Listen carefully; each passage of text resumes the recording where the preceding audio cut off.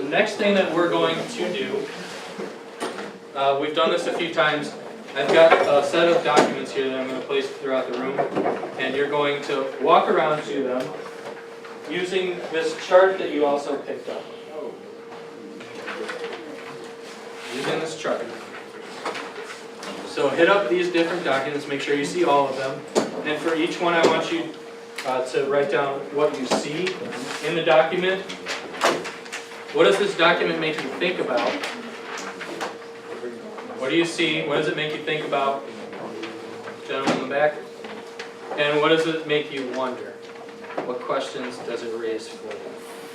As you're going through, spend most of your time at least just filling in this first column for what do you see. So write down any observations that you have, because you can fill out the rest of it when you get back to your seat. It'll just be easiest if you focus on what you see. Is that clear? Does everybody know what they're doing? Yep. You're going to stand up, so everybody up. Wait, how much time do you have for that? Everybody up.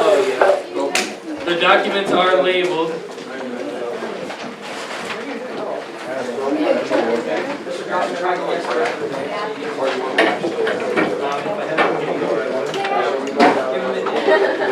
You can talk to all right, Stephen, how did your answer change for this? It kind of supported mine. Was that it's possible that it could have helped. Like you saw in the graphs on what was support for the war got lower over time. So Are you talking about this one? yeah, like support for the war was less over time, and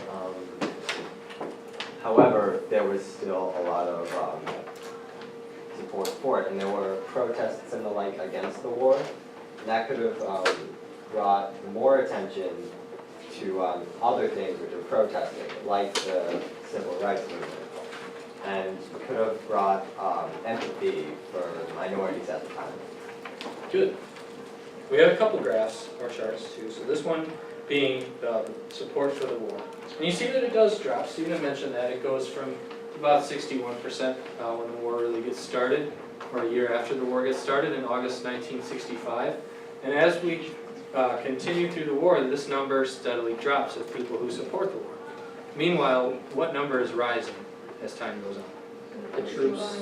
The number of soldiers there, yeah. We do see, in a lot of these pictures, of course, they tell kind of one story, right? They tell the story of anti-war protest movement.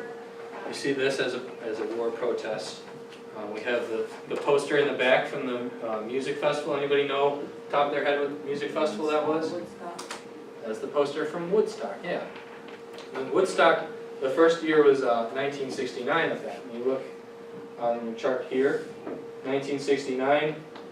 That 61% has already dropped to 39%. Wait, so Woodstock was only 3 days long? Now 39% is not nothing, right? That's still over a third of the United States population that actively supports us fighting the war. And we also still have a lot of people that just don't really care, right? On any issue, you have a lot of people that don't care. And that's a big part. We call that sometimes the silent majority. The people that, I don't know, it doesn't affect them that much. Maybe they haven't lost anybody to the draft or as a casualty into the war. They don't care. But we are going to focus on this anti-war movement and the protests that come from that. So